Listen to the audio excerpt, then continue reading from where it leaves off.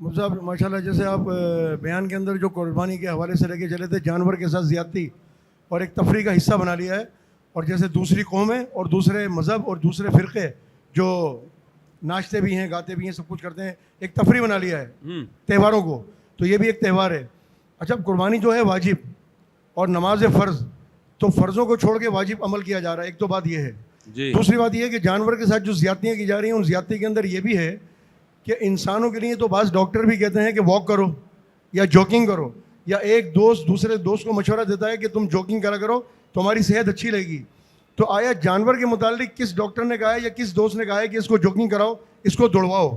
تو وہ اتنی بڑی زیادتی ہے کہ جب جانور دوڑ رہا ہے تو یا کسی کی بائک میں جا کے لگ رہا ہے، کسی کی کار میں جا کے لگ رہا ہے، کسی کی گاڑی کھڑی ہوئی ہے اس میں جا کے لگ رہا ہے، کسی کو زخمی کر رہا ہے، یا وہ جو گٹر کے ڈھکن کھلے ہوئے ہیں اس کے اندر جا کے وہ خود اپنے آپ کو زخمی کر رہا ہے، اور خود جانور بھی ضائع ہو رہا ہے. ٹھیک ہے، تو اب یہ جانور کے ساتھ زیادتی نہیں ہے.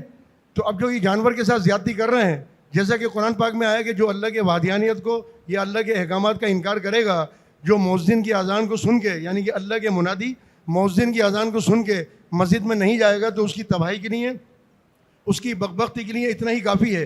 اور پھر ان کو جانوروں سے بدتر قرار دیا ہے، یعنی قرآن کے اندر آیا ہے کہ چوپائے سے بدتر ہیں. اب بعض لوگ تو یہ بھی نہیں جانتے ہوں گے کہ چوپائے کس کو کہتے ہیں، تو چوپائے کہتے ہیں جانور کو، اور آگے قرآن کہہ رہا ہے کہ وہ چوپائے سے بدتر ہیں، یعنی جانوروں سے بدتر ہیں.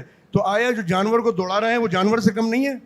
وہ جانور نہیں ہے؟ جی بھائی، رفیع بھائی کیا بات کا خلاصہ یہ ہے کہ بقرعید کے دنوں میں نہ جانور کو تکلیف دیں اور نہ جانوروں کی وجہ سے انسانوں کو تکلیف دیں.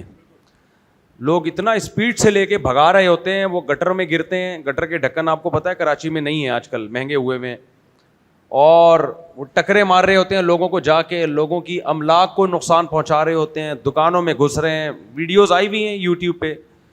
تو ایک مذہبی رسم ہے، اس کا مذاق نہ اڑوائیں.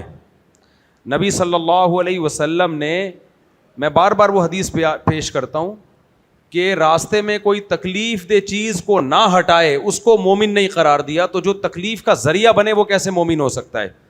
المسلم من سلم المسلمون من لسانہ و یدہ، حدیث میں آتا ہے مسلمان وہ ہے جس کی زبان اور ہاتھ کے شر سے دوسرے محفوظ رہیں. تو آپ نے بقرعید میں کوشش کرنی ہے کہ آپ کی زبان اور ہاتھ اور جانور کے شر سے پڑوسی محفوظ رہیں، آپ کے گلی محلے والے محفوظ رہیں. جس طرح سے بھگا رہے ہوتے ہیں، بوڑھے لوگ بھی ہوتے ہیں، وہ بعض دفعہ بے قابو ہو جاتا ہے جانور. تو میں نہیں کہہ رہا کہ ٹہلائیں نہیں، ٹہلانے کے لیے نکلیں، لیکن ایک لمٹ کے اندر ہونے چاہیے یہ سارے کام. اور سب سے بڑی بات یہ کہ جو غلاظت پھیلائی جاتی ہے نا بقرعید کے دنوں میں، آپ نے اتنا پیسہ جانور پہ خرچ کر دیا، تھوڑا سا صفائی پہ خرچ کیوں نہیں کر دیتے بھائی؟ ایسا صاف ستھرا کر دیں کہ لگے ہی نہیں کہ یہاں کوئی قربانی ہوئی ہے. خون پڑا ہوا ہوتا ہے کئی کئی دنوں تک، اس میں سے بدبو آ رہی ہوتی ہے، بیماریاں پھیلتی ہیں اس سے.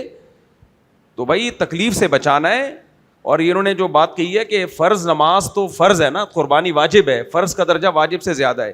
فجر کی نماز نہیں پڑھتے اور قربانی کو زیادہ فوکس کیا ہوا ہے. قربانی چھوڑنا بھی گناہ ہے، لیکن فجر کی نماز چھوڑنا اس سے زیادہ بڑا گناہ ہے. تو یہ بات بھی درست ہے کہ قربانی بھی کریں، لیکن فرائض واجبات تو بھائی فرائض تو پہلے ہے نا. فرض نماز کی اہمیت قربانی سے زیادہ ہے. بعض لوگ قربانی والے دن ظہر کی نماز جماعت سے چھوڑ دیتے ہیں، مصروف اتنے تھے. بھائی وہ نماز جماعت سے ہی پڑھنی پڑے گی جب تک کوئی شرعی عذر نہ ہو. اس کا خیال کریں. اور بھائی کوئی سوال پوچھنا چاہیں یہاں سے؟ مطلب اسی قربانی کے متعلق ایسا کہ جو جیسے کسائیوں کے متعلق آپ نے بات کری کہ وہ واقعی وہاں چھری مار کے اس کو ٹھنڈا کر دیتے ہیں اور وہ صحیح نہیں ہے. تو اسی طرح قربانی کا گوشت بھی جو ہے نا وہ اپنا حق سمجھ کے لیتے ہیں، اور بیوقوف لوگ ان کو دے دیتے ہیں. ان کا کائے کا حق ہے؟ انہوں نے تو قربانی کا جانور کرنے کے جو ہے نا معاوضہ لے لیا. اب اگر ان کو گوشت دینا ہے یا ان کو گوشت چاہیے تو ان کو بولو ابھی چلے جاؤ یہ معاوضہ لے کے، بعد میں جب میں بانٹنا شروع کروں تو جب آ جانا. تو بوٹیوں کی شکل میں گوشت دیں. یہ اکثر قربانی کا گوشت جو ہے نا یہ بکرا ہوتا ہے اور وہ ہوٹلوں میں جاتا ہے. یہ کام بھی کسائی لوگ کرتے ہیں. شرعی طور پر یہ اجارہ جائز ہی نہیں ہے کہ اجرت الگ سے طے کرنی پڑے گی. قربانی کے گوشت سے اجرت نہیں ہوتی کہ آپ یہ جانور ہے اسی میں سے اتنا گوشت لے جاؤ. تو قصائی لوگ یہ کر رہے ہوتے ہیں کہ اچھا گوشت سائڈ پہ نکال کے رکھ دیتے ہیں. ان کو منع کریں اس کام سے. بھائی آپ کو پیسے مل رہے ہیں. باقی بقرعید کا دن ہے، اسی دن پکا کے جو کھلانا وہ سب کو کھلاتے ہیں، ان کو بھی کھلا دیں. تو ان کو الگ سے پیسے دے دیا کریں اور الگ سے جو ہے نا یہ گوشت ووش میں ڈنڈی نہ مارنے دیں. یہ ٹھیک نہیں ہے. اچھا بھائی, کسی نے پوچھا ہے عرفہ کا روزہ رکھنا کیسا ہے اور کتنے دن رکھنے ہوتے ہیں. دیکھو یہ جو ذی الحجہ کے 10 دن ہے نا, یہ سارے ہی مبارک دن ہیں, اس میں کوئی بھی عبادت کریں گے عام دنوں سے زیادہ ثواب ملے گا. اس لیے بہت سے لوگ پورے 9 دن کے روزے رکھتے ہیں, اچھی بات ہے, اگر کوئی 9 دن کے روزے رکھے, 9 دن تہجد پڑھے, بہت اچھی بات ہے. لیکن خاص فضیلت جو وارد ہوئی ہے وہ عرفہ کے روزے کی ہوئی ہے, 9 ذی الحجہ کی. وہ بہت زیادہ فضیلت ہے, 1 سال کے روزوں کے برابر ہے, یا 1 سال کے گناہوں کا کفارہ ہے. حدیث میں اس کی بڑی فضیلت وارد ہوئی ہے. تو اس لیے بہتر تو یہ کہ 9 کے 9 دن روزہ رکھ لیں. نہیں رکھا جاتا تو عرفہ کا روزہ کوشش کریں, اس کا ثواب بہت زیادہ ہے, تو یہ تو کرنا چاہیے. اچھا, اہم اعلان, الفلاحیہ مسجد کی تعمیر کا کام بالکل شروع ہونے والا ہے. مسجد کا اگلا حصہ پہلے مرحلے میں تعمیر ہوگا. اس کے لیے موجودہ حصہ منہدم کیا جائے گا, یہ والا حصہ گرایا جائے گا. اگلا بیان ہمارا اس والے پورشن میں ہوگا, صحیح ہے. پہلے فرنٹ کا حصہ بنے گا, ٹھیک ہے, گرایا جائے گا. مسجد کے ہال کو 2 حصوں میں تقسیم کرنے کے لیے دیوار تعمیر کی جائے گی, جس کا کام کل سے انشاءاللہ شروع ہو جائے گا, اور عید کے بعد یہ پورا حصہ گرا دیا جائے گا. یہاں دیوار ہوگی, یہ حصہ بنتا رہے گا, ہم وہاں شفٹ ہو جائیں گے. کل سے ہماری نمازیں اور جمعے اب پچھلے حصے میں ادا کیے جائیں گے. تکلیف کے لیے معذرت. دوسرا اعلان, مفتی طارق مسعود فاؤنڈیشن کی جانب سے غریب اور مساکین کے لیے وقف قربانی کا اہتمام کیا گیا ہے. فی حصہ 25,000 روپے کا دیا جا رہا ہے. اس کی تفصیل MTM فاؤنڈیشن کے آفیشیل پیج پر آپ حضرات کو مل جائے گی, اور اس ویڈیو میں بھی ایڈ کر دی جائے گی. سب حضرات اس میں بھرپور حصہ ڈالیں. وقف قربانی کا مطلب یہ ہوتا ہے کہ وہ سارا گوشت غریبوں میں بانٹا جائے گا, جو کوئی حصہ لینا چاہے تو لے سکتا ہے. اچھا میرے بھائی, یہ عرفہ کا روزے کا مسئلہ بتا دیا. مفتی صاحب, بیمار جانور کی قربانی جائز ہے؟ اگر اتنا بیمار ہے کہ کھا ہی نہیں سکتا, چل ہی نہیں سکتا ہے, یہاں سے وہاں تک بھی نہیں جا سکتا, تو پھر اس کی قربانی جائز نہیں ہے. نزلہ زکام کھانسی اگر اس حد تک ہے تو اس میں قربانی جائز ہے. لنگڑا بھی اگر اتنا ہے کہ چل سکتا ہے, یہاں سے وہاں جا سکتا ہے, تو اس کی بھی جائز ہے قربانی. کان کٹا ہوا ہو آدھے سے زیادہ تو جائز نہیں ہے. دم آدھے سے زیادہ کٹی ہوئی ہو تو جائز نہیں ہے. سینگ پورے بھی کٹے ہوئے ہوں تو بھی جائز ہے قربانی. سمجھ میں آ رہی ہے بات؟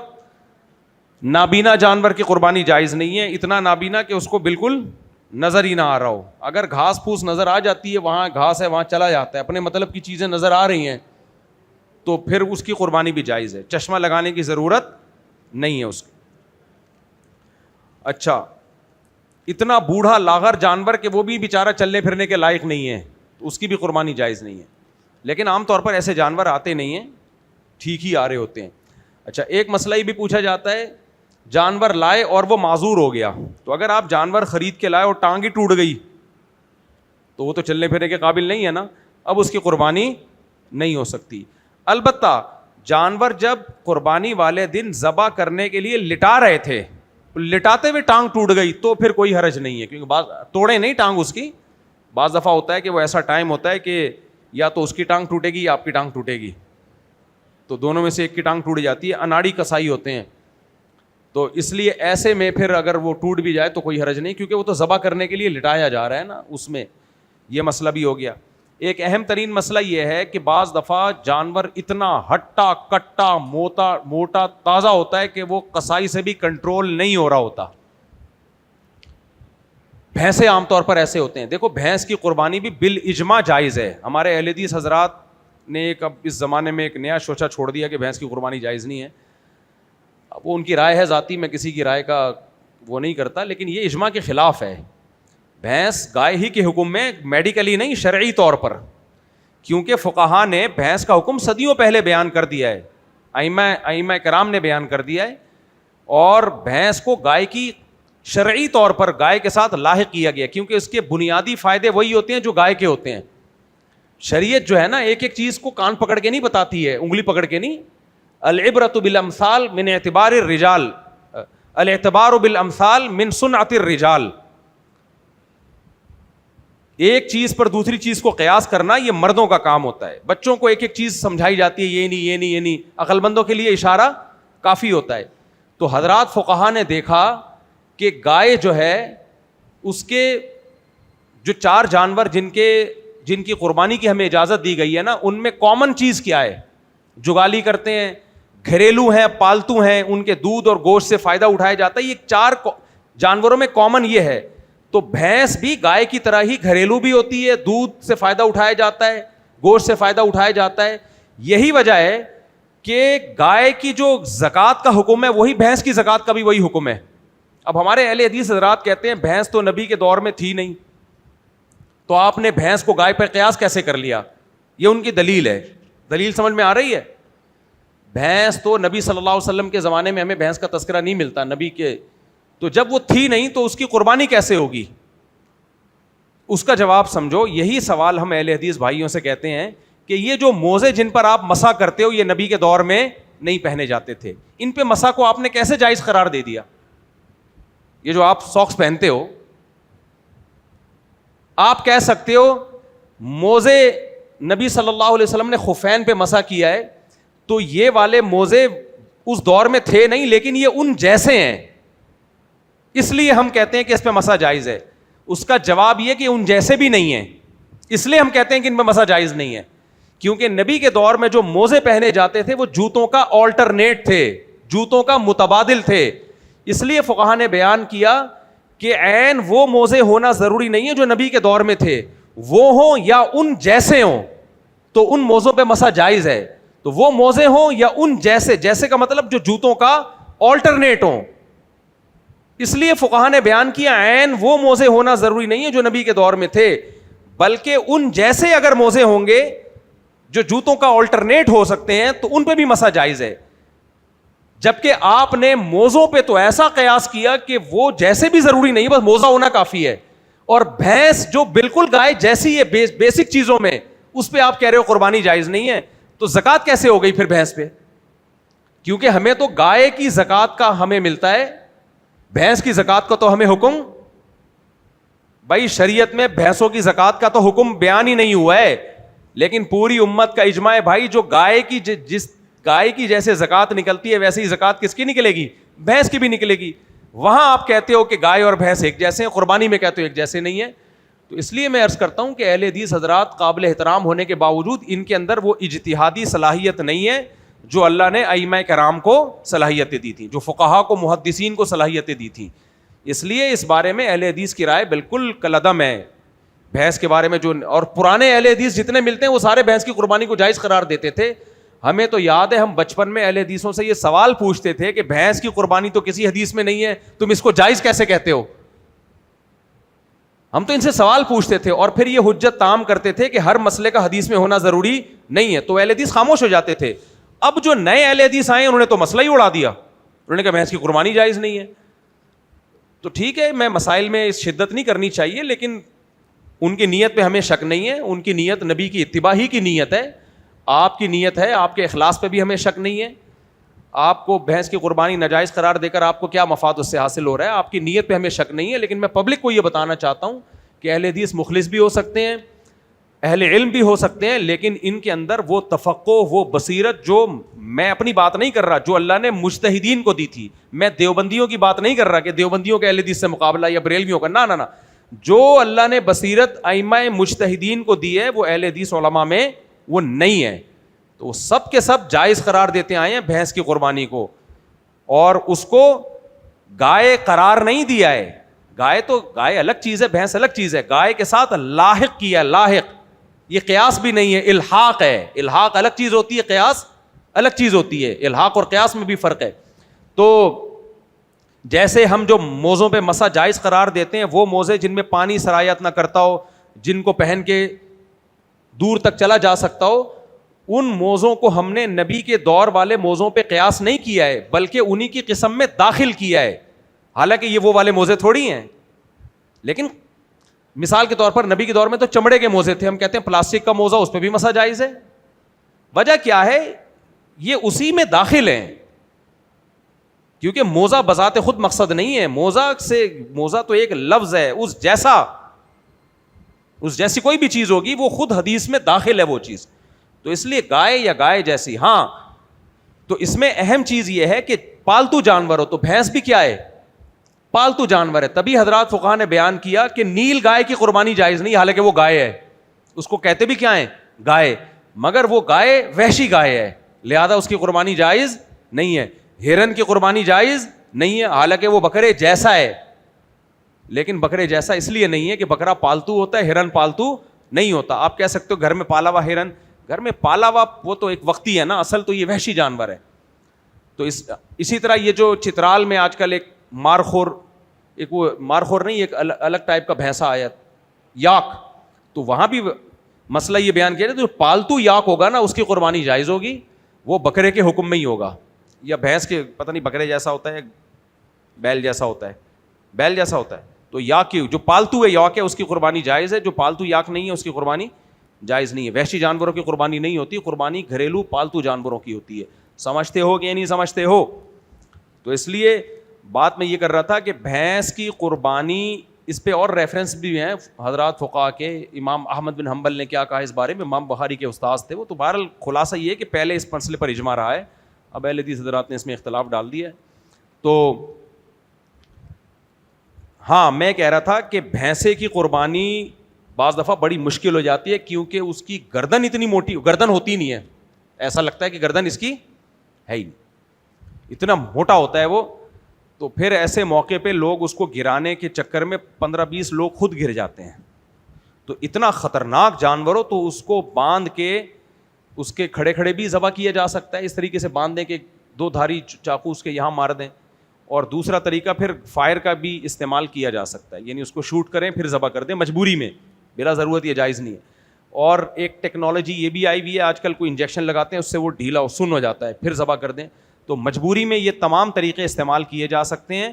رسک لینے سے بہتر ہے یہ طریقہ استعمال کر لیں. رسک کا مطلب اگر بہت تگڑا جانور ہے اور وہ قلعہ توڑ کے بھاگ جائے گا, پڑوسیوں کو کچل دے گا, جان سے مارے قربانی کے جانوروں نے بندے, ہڈیاں توڑ دی ہیں کمر کی. میں نے واقعہ سنایا تھا نا چند سال پہلے کا, اتنا تگڑا بیل آیا تھا, قابو میں ہی نہیں تھا. ہمارے دوست نے مجھے واقعہ سنایا, کہہ رہے ہیں وہ جس دن سے آ کے کھڑا ہے تو بس وہ کسی کو تمیز سے دیکھ ہی نہیں رہا, بس میں تجھے ماروں. تو کہہ رہے ہیں ہم نے کسائی لے کر آیا, میں کسائی کو میں نے سمجھایا بہت تگڑا ہے, اس نے کہا ابے چل ایسی کوئی میں ڈرتا ورتا نہیں ہوں. یہ باتیں ہو رہی تھی, کہہ رہے ہیں میں نے کہا کسائی ہے ہی نہیں, کسائی پتہ نہیں کہاں تھا, پتہ چلا ادھر پڑا ہوا ہے. وہ بیل نے بغیر کسی پیشگی دھمکی یا پیشگی تمہید کے کک ماری ہے اچھل کے, وہ کسائی غائب. تو مار دیتے ہیں جان سے بعض دفعہ. تو ایسا خطرناک جانور اگر ہو تو رسک لینے کی ضرورت نہیں ہے, اس کے لیے کوئی ایسا ٹیکنیکل طریقہ استعمال کر لو.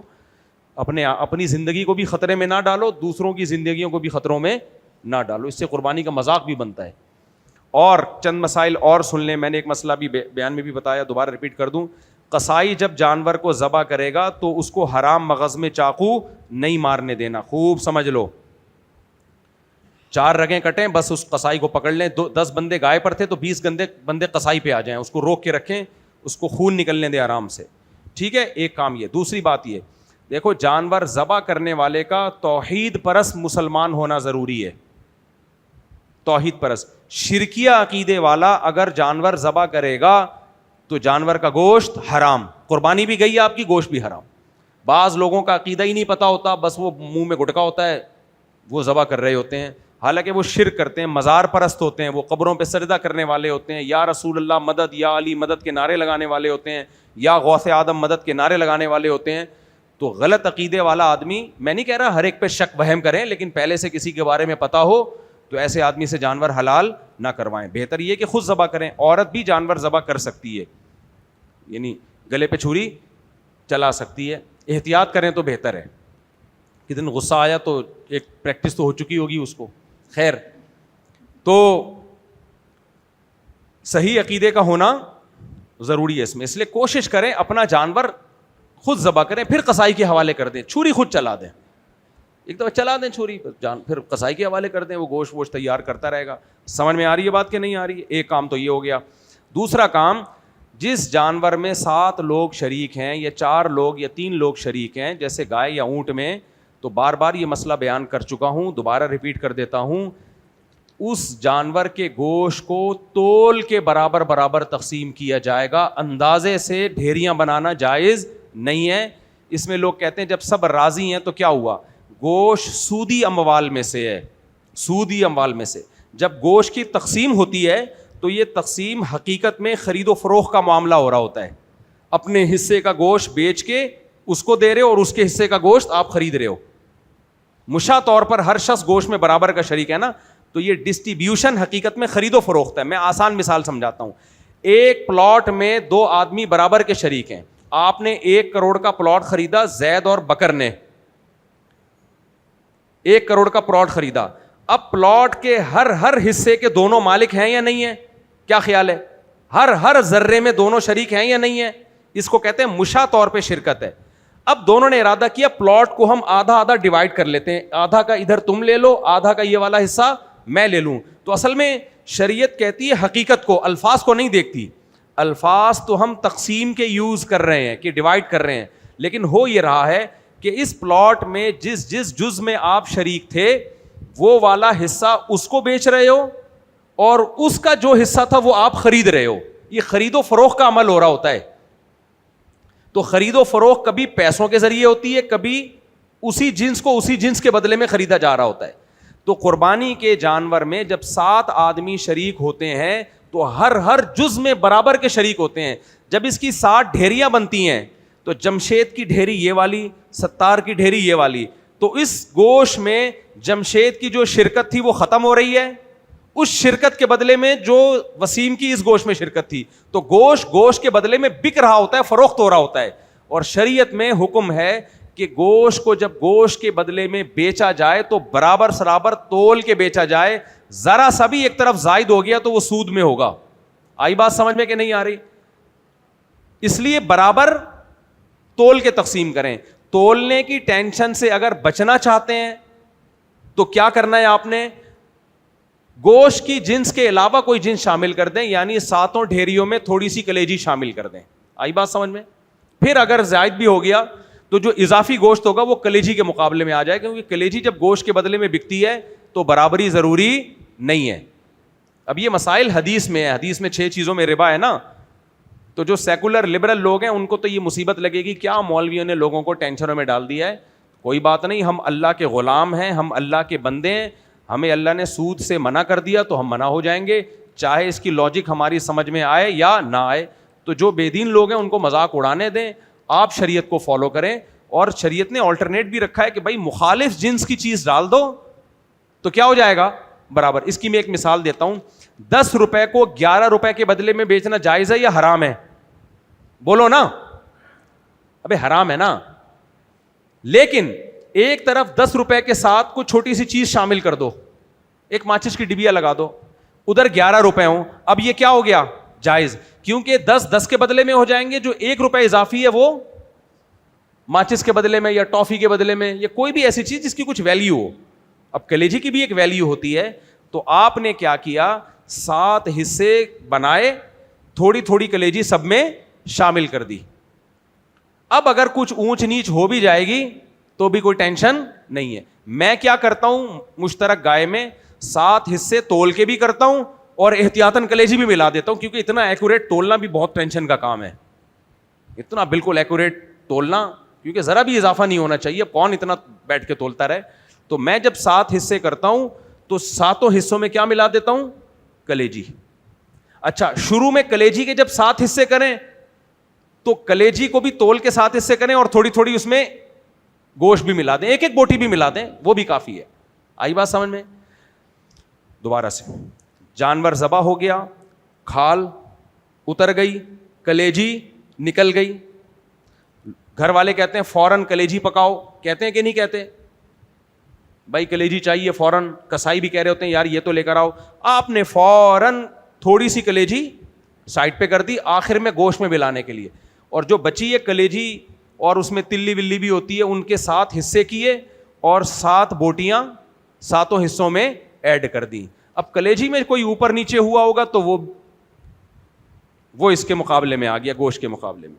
یعنی کلیجی کے 7 حصوں میں تھوڑا تھوڑا گوشت ملانا ہے اور گوشت کے 7 حصوں میں تھوڑی تھوڑی کلیجی ملانی. کلیجی سے بچنا چاہتے ہیں, پائے بھی ملا سکتے ہیں. 4 پائے 4 حصوں میں ملا دیے اور باقی 3 حصوں میں کلیجی ملا دی, کیونکہ پایا بھی وہ گوشت کی جنس میں سے نہیں ہے. سیری بھی ملا سکتے ہیں, کیونکہ سیری کو بھی گوشت کی جنس نہیں سمجھا جاتا عرف میں, لیکن سری تو کٹتی ہے، وہ تو اکثر لوگ پھینک ہی دیتے ہیں، اس میں ٹینشن زیادہ ہے. کلیجی کا ملانا آسان ہے. تلی بھی کلیجی ہی میں داخل سمجھی جائے گی. تلی ہے، کلیجی ہے، یہ سب چیزیں، پوٹے، دل وغیرہ یہ بھی ملا سکتے ہیں. آئی بات سمجھ میں؟ تو 7 حصے جب کرنے ہیں تو پھر اس طریقے سے کرنے پڑیں گے، ورنہ گوشت ہی حرام ہو جائے گا سودی اموال کی وجہ سے. بعض لوگ گوشت کو تقسیم ہی نہیں کرتے، جیسے 7 بھائی ایک پورشن میں رہتے ہیں، ایک بڑے ڈیپ فریزر میں سارا گوشت رکھنا ہے، تو اگر تقسیم ہی نہیں کرنا ہے تو پھر پورا گوشت ڈال دیں فریزر میں، جو نکال کے کھاتا رہے گا. لیکن جب بھی تقسیم کا عمل ہوگا اس میں یہ پروسیس آپ کو کرنا پڑے گا. سمجھ میں آ رہی ہے بات کہ نہیں آ رہی ہے؟ یہ کرنا پڑے گا آپ. بعض دفعہ یہ ہوتا ہے ایک بھائی اوپر والے پورشن میں رہتے ہیں، 6 بھائی نیچے رہتے ہیں. اب اس کا ایک کا حصہ نکالنا ہے نا، تو اس میں پھر یہ 6 حصوں میں ڈیوائڈ کرنا پڑے گا آپ کو. ایک کا بھی نکلے گا نا حصہ تو نکلے گا اسی طریقے سے. سمجھ میں نہیں آ رہی ہے بات؟ تو وہ کرنا پڑے گا آپ کو. ہاں یہ کر سکتے ہیں کہ ایک بھائی کا حصہ نکالنا ہے، اس نے کہا تولنے کی ضرورت نہیں، مجھے تھوڑا سا گوشت ویسے ہی دے دو، تو تھوڑا سا گوشت میں تھوڑی سی کلیجی ملا کے دے دیں، کیا جا رہا ہے؟ تھوڑے سے گوشت میں کیا کر دیں؟ کلیجی ملا کے دیں. تو اس میں ٹینشن کون سی ہے؟ لیکن ایک شریعت کا لا ہے، ضابطہ ہے، اس کو پورا کرنا پڑے گا. ورنہ دیکھا جائے تو 10 روپے کے بدلے 11 روپے لینے میں کیا جا رہا ہے بھائی؟ سودی اموال ہے. حضرت بلال رضی اللہ تعالیٰ عنہ نے کھجوریں دی تھیں، پرانی کھجوریں دے کے نئی کھجوریں لی ہیں، یا نئی کھجوریں دے کے پرانی کھجوریں زیادہ لے لی تھیں، تو کھجور کے بدلے میں برابر ضروری ہے. نبی نے فرمایا ہوا عین الربا، اے بلال یہ تو خالص سود ہے، تو خالص سود ہے. کھجور کو کھجور کے بدلے میں برابر بیچا جائے گا. جیدھا و ردیھا سواء، چاہے پرانی ہو یا نئی ہو، اس سے کوئی فرق نہیں پڑتا. تو یہ جو ربوی اموال کہلاتے ہیں، اس کو سودی اموال، کہ ان میں ضروری ہے. ہاں گوشت کو جب پیسوں کے بدلے میں خریدا جائے تو پھر تو اختیار ہے. ہاں ہاں ہاں ہاں قرض لے کے بھی قربانی ہو جاتی ہے، اور 2 بندے ایک گائے میں حصہ ڈال دیں تو بھی ہو جاتی ہے. 2 برابر حصے بھی کر سکتے ہیں. گائے میں 7 حصے ہونا ضروری نہیں ہے، خوب سمجھ لو. 7 کا مطلب ہوتا ہے 7 سے زیادہ حصے نہیں ہو سکتے. پورا محلہ ایک گائے میں شریک ہو گیا، یہ نہیں ہو سکتا. یہ بھی ٹھیک ہے. دیکھو سب طرح سے جائز ہے. 2 بندے آدھی گائے کر لیں، 2 بندوں میں یوں کر لیں ایک کا ایک حصہ، باقی کے 6 حصے، یہ بھی درست ہے. 2 بندے یوں کر لیں 1/3 گائے ایک کی، 2/3 دوسروں کی، 2 حصے ایک کے. اس طرح بھی یعنی ایک کا حصہ 7ویں حصے سے کم نہیں ہونا چاہیے، 7ویں سے اضافی جتنا مرضی ہو جائے. سب طرح سے جائز ہے. یہ بھی جائز ہے کہ کسی نے پیسے نہ ملائے ہوں لیکن فری پھوکٹ میں اس کا حصہ ڈال دیں. اب دیکھو میں گھر کے لیے بچڑا لے کر آیا ہوں، میرے 4 گھروں کے 4 حصے ہیں. گھر والوں کی قربانی میں خود اپنے پیسوں سے کرتا ہوں، زکوٰۃ اپنے پیسوں سے نہیں دیتا. گھر والوں کو بولتا ہوں زکوٰۃ، وجہ اس کی کہ تاکہ ان کو بھی خرچ کرنے کی عادت ہو نا. بھائی ہمارے ذمے جہاں سخاوت کا مظاہرہ ہے وہاں ہی گھر والوں کی تربیت بھی تو ہے نا. تو بیوی کو بولا کرو سونے کی زکوٰۃ خود نکالو تاکہ اس کو بھی تو اللہ کی راہ میں دینے کی عادت پڑے. غصہ آ رہا ہے مجھے، سمجھا، اس کو بھی تو عادت پڑے نا. بھائی زکوٰۃ تو نکالو، صدقہ خیرات تو نکالو. لیکن قربانی میں چونکہ خرچہ زیادہ ہوتا ہے تو اس لیے قربانی میں گھر والوں کی خود کرتا ہوں. تو 4 حصے. میرا حصہ ہمارے ایک دوست ہیں برما میں، بڑے پیارے دوست ہیں، انہوں نے کہا آپ کا حصہ میں اپنی گائے میں یہاں ڈال رہا ہوں، پھر کھائیں گے بھی وہ خود ہی، وہاں سے گوشت نہیں پہنچائیں گے. تو میری قربانی وہاں ہو گئی. اب اس میں میرے پیسے خرچ نہیں، وہ فی سبیل اللہ انہوں نے میرا حصہ اپنی گائے میں ڈال دیا. تو میں نے کہا ٹھیک ہے، میرا حصہ تو برما میں ہو جائے گا، میری قربانی ہو گئی. گھر والوں کے 4 حصے میں نے اپنے بچڑے میں ڈال دیے. اب میرا جو فری پھوکٹ کا ہو رہا ہے وہ میرا واجب ادا ہو گیا. میں یہ اس لیے ڈیٹیل بتا رہا ہوں کہ قربانی جو آپ کے ذمہ واجب ہے اس میں یہ ضروری نہیں ہے کہ آپ کے پیسے خرچ ہوں. اگر آپ کا بڑا بھائی چھوٹے بھائی کی طرف سے حصہ ڈال دیتا ہے تو بھی قربانی ہو جاتی ہے. بیوی نے پیسے نہیں دیے لیکن آپ نے بیوی کی طرف سے قربانی کر دی تو بھی اس کی قربانی اگر اس پہ واجب بھی تھی ادا ہو گئی. بیگم بعض دفعہ زیادہ مالدار ہوتی ہے، شوہر غریب ہوتا ہے. اول تو ہوتا نہیں ہے ایسا، اس کو رشتہ ملتا کہاں ہے غریب آدمی کو، لیکن بعض دفعہ ہو جاتا ہے. تو بیگم نے شوہر کی طرف سے قربانی کر دی، وہ بھی ہو جائے گی. اس میں شوہر کے پیسے ہونا ضروری نہیں ہے. بعض دفعہ ابا گائے لے کر آتے ہیں، سب بچوں کے نام کر دیتے ہیں، یہ تیرا حصہ، یہ حصہ، یہ فلاں حصہ، یہ بھی ٹھیک ہے. تو سب کے پیسے ہونا ضروری نہیں ہے، تو واجب ادا ہو جاتا ہے. دیکھو آپ کو فری پھوکٹ میں کوئی حج کرا کے لے آئے نا تو حج ادا ہو جائے گا، آپ کا فرض ادا ہو جائے گا. تو قربانی پہ آپ کا اپنا پیسہ خرچ ہونا ضروری نہیں ہے. فی سبیل اللہ اگر آپ کی طرف سے کوئی قربانی کر دے تو بھی آپ کی قربانی ہوگی, لیکن مالک اس گوشت کے پھر آپ ہی ہوگے. اب میں تو برما سے منگوا نہیں سکتا نا گوشت, صحیح ہے نا, لیکن اس گوشت کے مالک پھر آپ ہی ہوگے. یہ نہیں ہو سکتا کہ ملکیت نہ ہو, کیونکہ ملکیت ہوگی اس میں, اس سے بھی قربانی ادا ہو جاتی ہے. ایک بات ہو گئی. مرحومین کی طرف سے بھی قربانی ادا ہوتی ہے, اس کا ثواب مرحومین کو ملتا ہے, لیکن مالک آپ ہی ہوتے ہو, لہذا آپ اس کا گوشت پورا خود بھی کھا سکتے ہو, صدقہ بھی کر سکتے ہو. لوگ اپنے مرحوم والدین کی طرف سے قربانی کر رہے ہوتے ہیں تو کہتے ہیں اس کا گوشت ہم کھا سکتے ہیں. بھائی آپ مالک ہو, اس کے ثواب آپ کے والدین کو پہنچے گا. تو اکیلے ایک ایک حصہ بھی مرحومین کی طرف سے ہو سکتا ہے, ابا کی طرف سے ایک حصہ, ایک اماں کی طرف سے, اور یہ بھی ہو سکتا ہے کہ ایک ہی حصے میں دونوں کی نیت کر لو آپ. سمجھ میں آ رہی ہے بات؟ ایک ہی حصے میں ماں باپ کی نیت کر لی کہ میرے ماں باپ کی طرف سے ایک حصہ ہے. مرحومین زندہ کی طرف سے اگر کر رہے ہو تو ایک حصہ ایک آدمی کی طرف سے ہو سکتا ہے, اور وہ پھر اس حصے کا مالک ہوگا. سمجھ میں آ رہی ہے بات؟ پھر اس میں یہ نہیں کہ یہ ایک حصہ میں نے جمشید کی طرف سے بھی, غفار کی طرف سے بھی, ستار کی طرف سے بھی, وہ نہیں ہوگا. مرحومین میں تو جتنے بھی زیادہ ہوں کوئی فرق نہیں پڑتا, لیکن جو زندہ لوگ ہیں ان میں ایک کی طرف سے ایک حصہ ہوگا, اور وہ اس حصے کا پھر مالک بھی وہی ہوگا. سمجھ میں آ رہی بات؟ ایک اہم بات, ایک اور مسئلہ سن لیں. قربانی کے جو 7 حصے ہوتے ہیں, 7 کے 7 میں کوئی حرام آمدن والا اگر شامل ہو گیا تو کسی کی بھی قربانی نہیں ہوگی. پہلے سے شک وہم نہ کریں, لیکن کسی کے بارے میں غالب گمان ہو کہ اس کی آمدن میں زیادہ آمدن حرام ہے. بعض دفعہ مکس آمدن ہوتی ہے, پتہ نہیں ہوتا کہ حلال زیادہ ہے حرام زیادہ ہے, اس میں بھی ہم یہ فرض کر لیں گے کہ حلال سے دے رہا ہوگا. شریعت نے حتی الامکان ہمیں آسانی دی ہے کہ اچھا سوچو کسی کے بارے میں. کسٹم میں کوئی شخص ہے, جائز تنخواہ بھی آ رہی ہے, اوپر کی آمدن بھی ہے, ہمیں نہیں پتا کہ اس کی حلال زیادہ ہے حرام زیادہ ہے, ہم یہی فرض کر لیں گے یار اپنے حلال پیسوں سے ہی دے رہا ہوگا, اگرچہ بہت مشکل ہے لیکن انشاءاللہ قربانی حلال پیسوں سے کر رہا ہوگا, ہم یہ فرض کر لیں گے. لیکن اگر آپ کو پتا ہے کہ اس کی تنخواہ بہت تھوڑی ہے, پہلے سے پتا ہے آپ کو, اوپر کی آمدن بہت زیادہ ہے, اور غالب گمان یہ ہے کہ یہ اسی اوپر آمدن والی آمدن سے ہی حصہ ڈال رہا ہے, تو پھر آپ اس گائے میں حصہ نہ لیں. اس کی تو ہوگی نہیں, آپ کی بھی نہیں ہوگی, اور گوشت بھی جائز نہیں ہوگا. سمجھ میں آ رہی ہے بات؟ اسی طرح کوئی سودی بینک میں جاب کرتا ہے, ایسے ڈپارٹمنٹ میں جہاں وہ کسی بھی طرح سے سودی معاملے میں انوالو ہو رہا ہے, جیسے سودی بینک میں کوئی مینیجر ہے, وہ تو سارا سود کا کام ہی اسی کی نگرانی میں ہو رہا ہے, یا سودی بینک میں کوئی اکاؤنٹ کھلوانے کے لیے بیٹھا ہوا ہے, وہ تو اکاؤنٹ کھول کے دے رہا ہے نا, سودی اکاؤنٹ.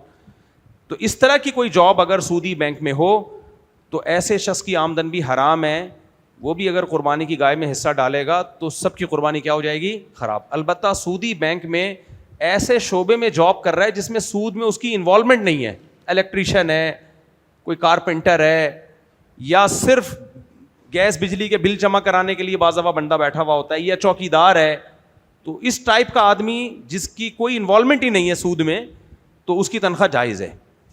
ہاں اسلامک بینک میں کوئی جاب کرتا ہے تو بہرحال اس کی تنخواہ جائز ہے, یا سودی بینک کی اسلامک ونڈو میں کوئی جاب کر رہا ہے تو بھی اس کی تنخواہ جائز ہے.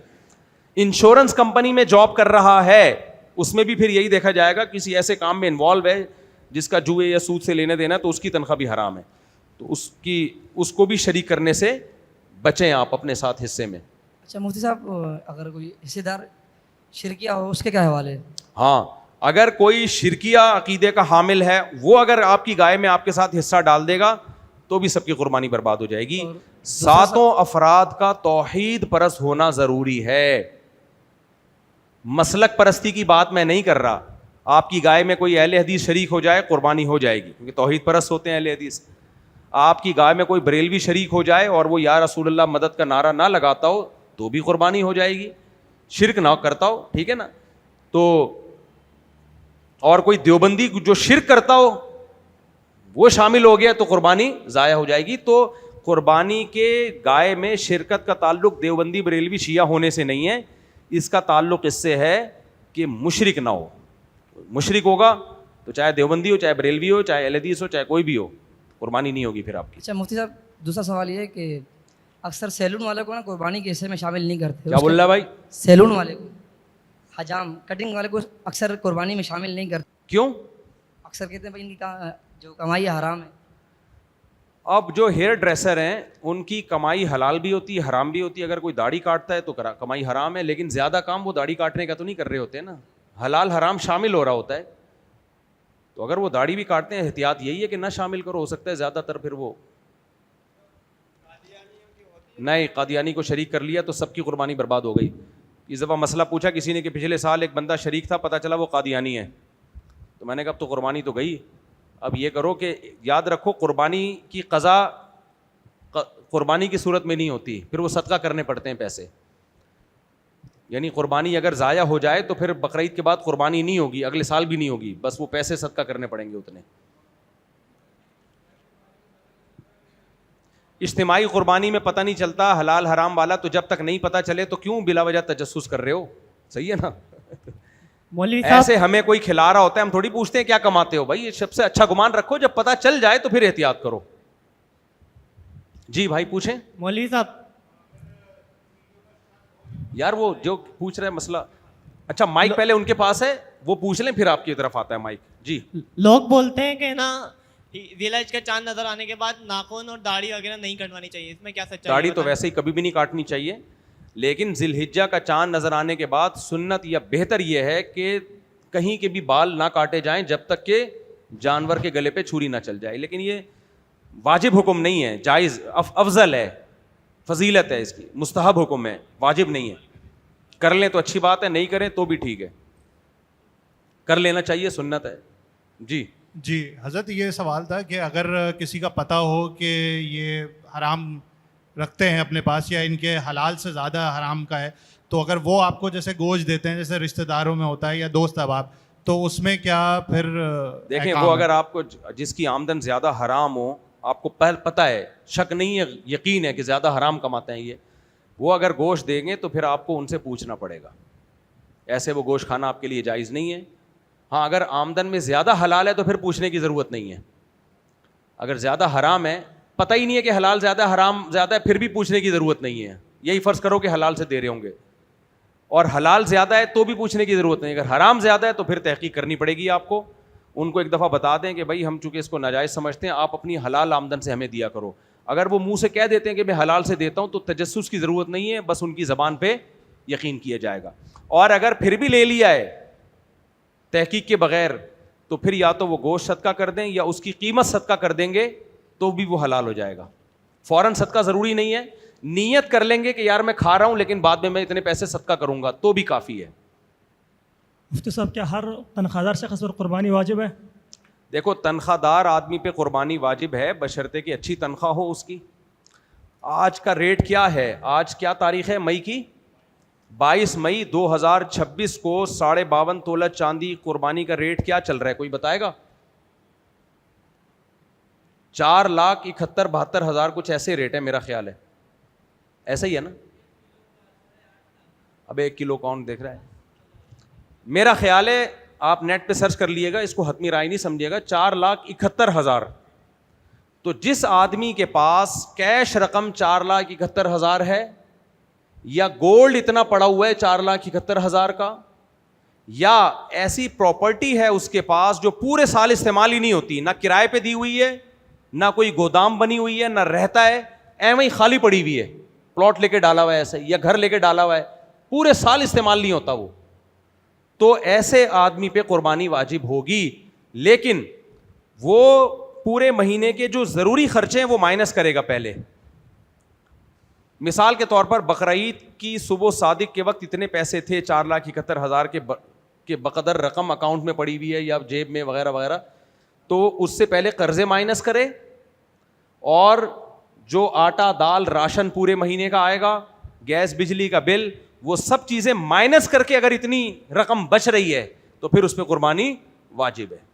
اچھا مفتی صاحب دوسرا سوال یہ ہے کہ اگر کسی شخص کی اتنی گنجائش نہیں ہو جیسے 4 لاکھ روپے وغیرہ, اس کے باوجود کوئی شخص قرضہ لے کر نفلی قربانی کرنا چاہے تو؟ ہاں اگر اس کو یقین ہے کہ میں قرضہ آرام سے ادا کر سکتا ہوں, ایک شخص پہ قربانی واجب نہیں ہے لیکن اس کو پتہ ہے کہ میرے پاس اگلے مہینے پیسے آ جائیں گے, میں آرام سے قرضہ ادا کر سکتا ہوں, اور دوست کو بتا دے کہ یار مجھے قرضہ چاہیے, میں اگلے مہینے ادا کر دوں گا, اور نیت بھی ہو اور وسائل بھی ہوں, اللہ توکل پہ نہ کرے یہ کام, وسائل بھی ہوں, تو پھر اگر قرضہ لے کے قربانی کر دے گا تو کوئی حرج نہیں ہے اس میں. جیسے قرضہ اپنی بنیادی ضرورتوں کے لیے لیا جاتا ہے تو قربانی کے لیے بھی لینے میں کوئی حرج نہیں ہے, لیکن سامنے والے کو الو نہ بنائے, اس کو بتا دے کہ میں قربانی کے لیے کر رہا ہوں اور اگلے مہینے میں تمہیں دے دوں گا, اور دینے کی پکی نیت بھی ہو. لیکن بہت مشکل ہے, ایسا ہوتا نہیں ہے, لوگ کھا جاتے ہیں. وہ دینے والا پھر دیکھا جائے گا کہ وہ کتنا بے وقوف ہے. جی مفتی صاحب, یہ حاملہ جو گائے ہے اس کو کاٹنا کیسا ہے؟ حاملہ گائے کو کاٹنا جائز ہے.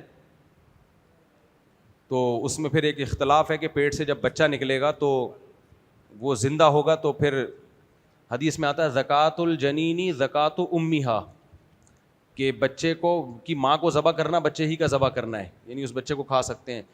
لیکن احناف اس حدیث کا یہ مطلب بیان کرتے ہیں کہ اس کے بچے کا بھی ایسا ہی ذبح کرنا ہے جیسے اس کی ماں کا ذبح کرنا. تو اختلاف ہے مسئلے میں. تو بچے کو ذبح ہمارے نزدیک, احناف کے نزدیک بچے کو بھی ذبح کریں گے تو کھانا جائز ہوگا اگر وہ زندہ نکلا ہے.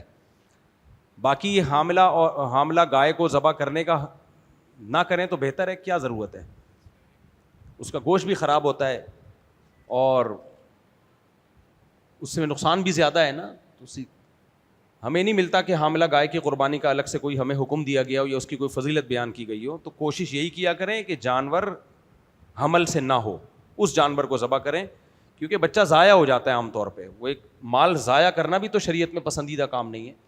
ہاں لوگ یہ کہتے ہیں کہ اس بچے کا کیا قصور ہے, بیچارے کو موت کے گھاٹ اتار دیا, تو اس کی ماں نے کون سے کوئی مردوں سے ناجائز تعلقات تھے اس کی ماں کے, غیر محرموں سے, یا گھر سے بھاگی بھی تھی وہ. تو جانور تو اللہ نے ہماری خدمت کے لیے پیدا کی ہے نا, ہم کو ذبح بھی کر سکتے ہیں, کھا بھی سکتے ہیں, ضائع نہیں کرو. تو اب حاملہ گائے کو جب آپ ذبح کرتے ہو تو وہ بچہ ضائع ہو جاتا ہے عام طور پہ, گوشت کھایا نہیں جاتا اس کا. تو ایک یوں سمجھو کہ ایک مال کا ضیاع ہے, مال کیا ہو رہا ہے اس میں, ضائع ہو رہا ہے.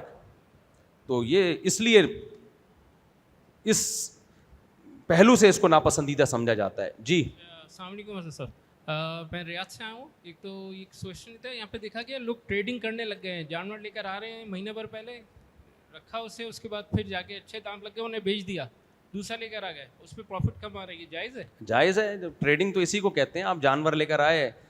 ہاں اگر آپ نے قربانی کی نیت سے جانور خرید لیا کہ میں حلال کرنے لے کے جا رہا ہوں, پھر پروفٹ نہیں کما سکتے اس کو بیچ کے.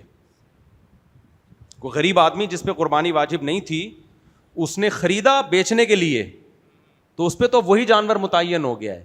اب اگر وہ بیچتا ہے تو پھر اتنی ہی قیمت کا لینا پڑے گا اس کو. لیکن اگر کوئی خریدتا ہی اس نیت سے, منڈی جاتا ہے کہ میں جانور لے کر آ رہا ہوں اور میں بیچ کے پیسہ کماؤں گا, تو کمانے دیں لوگوں کو. اچھا, آپ کے لیے ہدیہ لایا تھا. بڑی نوازش, اللہ خوش رکھے. اچھا میں ذرا مسائل مکمل کر دوں کیونکہ بقرعید کی آمد ہے, چند مسائل رہ گئے ہیں, 2-3 بار جلدی جلدی. جانور کے گوشت کا کیا, یہ تو میں نے آپ کے ذہن میں بھی کوئی قربانی سے متعلق مسئلہ ہو تو جلدی سے پوچھ لیں, قربانی کے علاوہ کچھ اور نہ پوچھیں بھائی, اس میں ٹائم پھر ہمارا انہیں میں لگ جاتا ہے.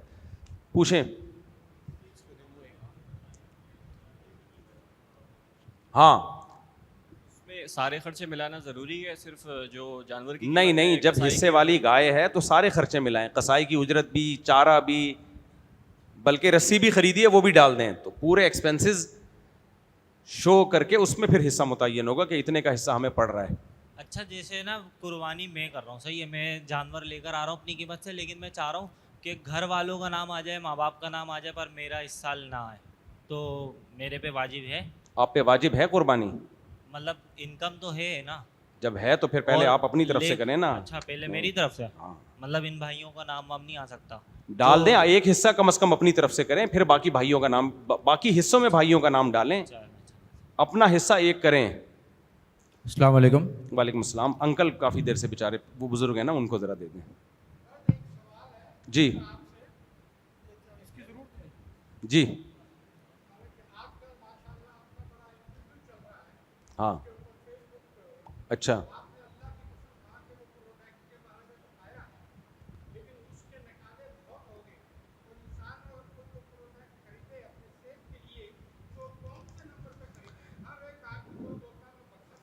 میں نے پروڈکٹ کے پہ جو قسم اٹھا کے کہا ہے نا کہ میں یہ پروڈکٹ ہے, وہ میں نے کہا ہی نہیں ہے, وہ اے آئی سے کسی نے ویڈیو بنائی ہے, وہ جھوٹی ویڈیو ہے. بہت لوگ آ رہے ہیں ادھر وہ پروڈکٹ خریدنے کے لیے. ایک صاحب کہنے لگے, بزرگ آئے کہ مفتی صاحب وہ آپ نے پروسٹیٹ اور مردانہ قوت کی ایک دوا بیچ رہے ہیں آپ, 10,000 قیمت زیادہ ہے, کائنڈلی تھوڑی کم کر لیں. میں نے کہا بھائی میں نہیں بیچ رہا,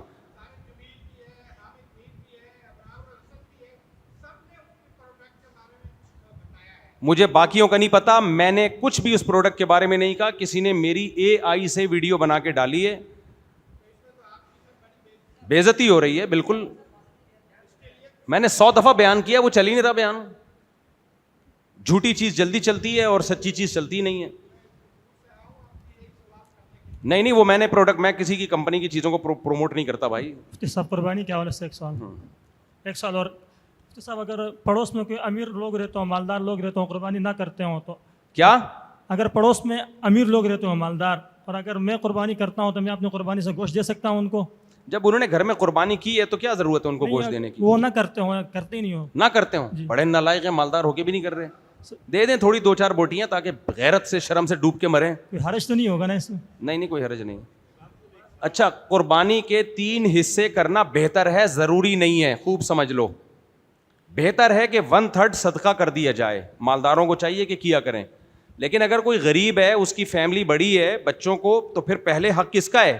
اپنے بچوں کا ہے. بعض دفعہ بچوں نے پورے سال گوشت نہیں کھایا ہوتا, غریب لوگوں کے ہاں مشکل ہوتا ہے گوشت خریدنا, تو پھر حضرات فقہا نے یہ مسئلہ بیان کیا ہے صدیوں پہلے کتابوں میں کہ پھر وہ اپنے بچوں کو, ان کو رج کے گوشت کھانے دو. سمجھ میں آ رہی ہے بات؟ جی السلام علیکم. وعلیکم السلام. یہ مفتی صاحب, یہ چھری پہ جانور پہ ہاتھ پھراتے ہیں چھری کا نا, تو والدہ اور وائف کے ساتھ ہاتھ پھرا سکتے ہیں؟ والدہ اور وائف ایک ساتھ جانور کی چھری پہ ہاتھ پھیریں, ہو سکتا ہے اسی بہانے محبت پیدا ہو جائے. نہیں محبت تو ویسے ہے, ویسے بھی ماشاءاللہ اچھی بات ہے, محبت ہے. دونوں تکبیر پڑھیں پھر ہی. نہیں قربانی کرنی پڑے گی, غریب کی مدد سے قربانی نہیں ہوگی. یہ میں نے آپ کو لکھ کے دیا ہے, آپ پڑھ لیں گے, آخری والا پیپر ہے. اچھا میں پڑھ لیتا ہوں بیٹا, قربانی سے متعلق ہے تو پڑھوں گا, ورنہ پھر بعد میں یہ تو بہت لمبا سوال ہے. یہ پھر آپ دارالفتہ میں جمع کرا دیں. اچھا یہ جمع کر لینا. ویسے ایک ہی سوال ہے یہ, بہت لمبا سوال ہے, ایک نہیں ہے بہت لمبا, بے شک ایک ہے. ایسے سوالات جمع کرا دیا کریں نا, ریٹرن میں آپ کو فتوے کی صورت میں جواب مل جائے گا. ٹھیک ہے,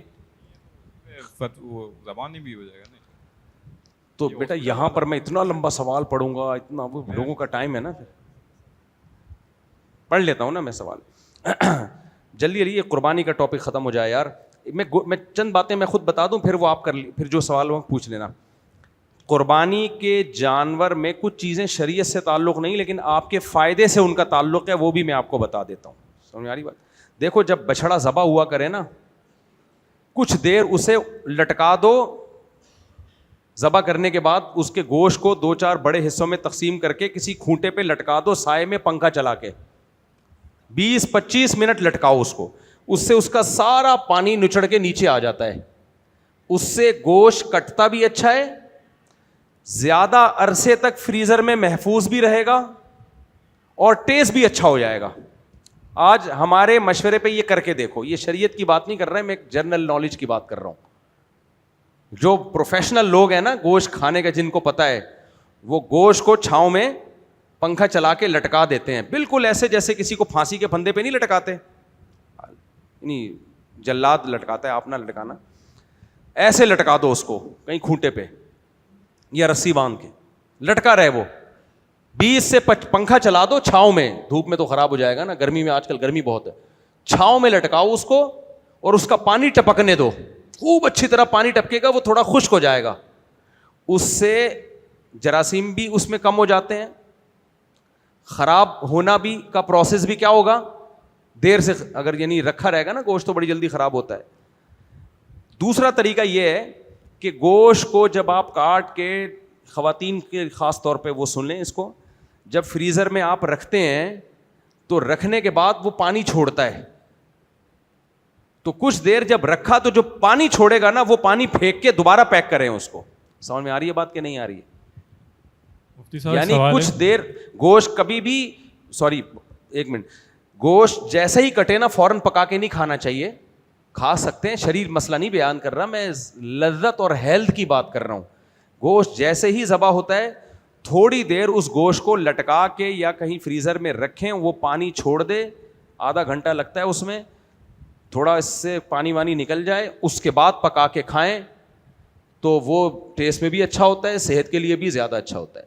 جن لوگوں کو بڑے گوشت سے نقصان ہوتا ہے, ڈاکٹروں نے منع کیا ہوا ہے بڑے گوشت سے, وہ کیا کریں, بڑے گوشت کو ایک دفعہ اچھی طرح بوائل کر لیں, اور اس کا پانی پھینک دیں, اس سے بھی وہ گوشت کے نقصانات بہت کم ہو جاتے ہیں جن کو بڑا گوشت موافق نہیں آتا, کیونکہ بوائل کرنے سے اس کا سارا پانی نکل جائے گا, وہ پھینک دیں گے تو بادی پن جو ہے نا بڑے گوشت کا وہ کافی حد تک نکل جاتا ہے. یہ ویسے ایک ٹوٹکا جنرل کا نالج کے لیے. السلام علیکم مفتی صاحب, یہاں اپنا دسکو موڑ کی طرف ایک حضرات ہیں. کیا ہے حضرات ایک بندے ہیں, بابا ہیں. بابا ہیں؟ ہاں, تو ان کے بعد ہم جاتے ہیں اور تقریباً بہت سارے لوگ جاتے ہیں, محفلیں ہوتی ہیں وہاں پہ, لوگ باقاعدہ سجدے کرتے ہیں ان کو, ہم نہیں کرتے, تو وہاں پہ سجدے کرتے ہیں لوگ, پورا جھک جاتے ہیں. ایک تو لوگ پیسے دیں ہاتھ میں, وہ پورا لوگ جھک جاتے ہیں. ہم پوچھتے ہیں لوگوں سے کیوں جھک رہے ہیں, وہ بولتے ہیں احترام کا سجدہ ہے. جائز نہیں, حرام ہے بھائی. اچھا, ایک سوال اور ہے کہ وہ وہاں جا کے محفلوں میں جاتے ہیں لیکن ہم جھکتے ہی نہیں ہیں, تو کیا محفل میں جاتے ہیں کھانے وغیرہ کے لیے, تو کھانا وہاں کھانا جائز ہے یا نہیں؟ نہیں, جب وہ ایک چیز شرک کا اڈا ہے, ایک جگہ بدعت کا اڈا ہے, وہاں جانا جائز ہی نہیں ہے. کیوں جا رہے ہو وہاں پہ, کھانا کھانے بھی کیوں جا رہے ہو بھائی؟ تائید ہو رہی ہے نا بدعت کی. اور کوئی قربانی سے متعلق مسئلہ ہو میرے بھائی؟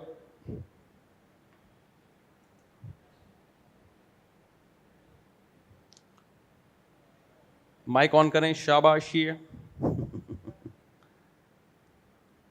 مفتی صاحب, یہ ہمارے پڑوس میں لڑکے جو ہے نا یہ ویڈیو کام کرتے ہیں, مثال یہ جو ویڈیو کیمرہ ہے نا, ویڈیو گیم نہیں, جس طرح شادی حالوں میں تصویریں نہیں بناتے, جس طرح شادی حالوں میں سیل سپاٹے والی جگہ پہ لوگوں کی غیر محرم عورتوں کی تصویریں بنانا تو جائز نہیں ہے, تو ان کے ساتھ قربانی کرنا.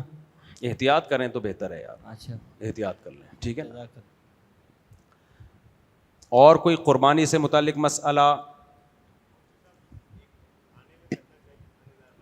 تھانے میں ایس ایچ او کی تنخواہ بھی تو ہوتی ہے نا, بعض ایس ایچ او کی اوپر کی آمدن بھی ہوتی ہے, بعض کی اوپر کی زیادہ تنخواہ کم, بعض کی تنخواہ زیادہ اوپر کی کم. تو اب یہ آپ جانیں, ایس ایچ او صاحب جانیں. صحیح ہے نا؟ جی, قربانی کے جانوروں کی تصویریں بنانا. السلام علیکم. قربانی کے جانوروں کی تصویریں بنانا, ویڈیو بنانا, کیونکہ اسلام میں تو تصویر کشی اور کھنچوانا حرام ہے, تو یہ جائز ہے کیا؟ دیکھیں, پرنٹڈ تصویر تو بالکل حرام ہے, لیکن جو ڈیجیٹل تصویر ہے نا, جو ویڈیو تصویر ہے, بہت سے علماء اس کو تصویر نہیں مانتے ہیں ڈیجٹ فارم میں جب تک ہو وہ. تو اب یہ ایک تہوار ہے, بچے خوش ہوتے ہیں جانوروں کی تصویریں بنا کے, جب تک وہ ڈیجٹ فارم میں رہے گی فیس بک پہ, سوشل میڈیا پہ, تو اس میں انشاءاللہ کوئی حرج نہیں ہے. اچھا, اسی طرح سے دوسرا سوال یہ ہے کہ قربانی کے جانور لے کر آئے, کچھ مطلب ہوتے ہیں ایسے لڑکے یہ شرارتی, وہ بچھڑا اور بچھڑی کا کراس کرواتے ہیں, کیا صحیح ہے؟ کوئی حرج نہیں ہے اس میں. اچھا, کوئی حرج نہیں ہے.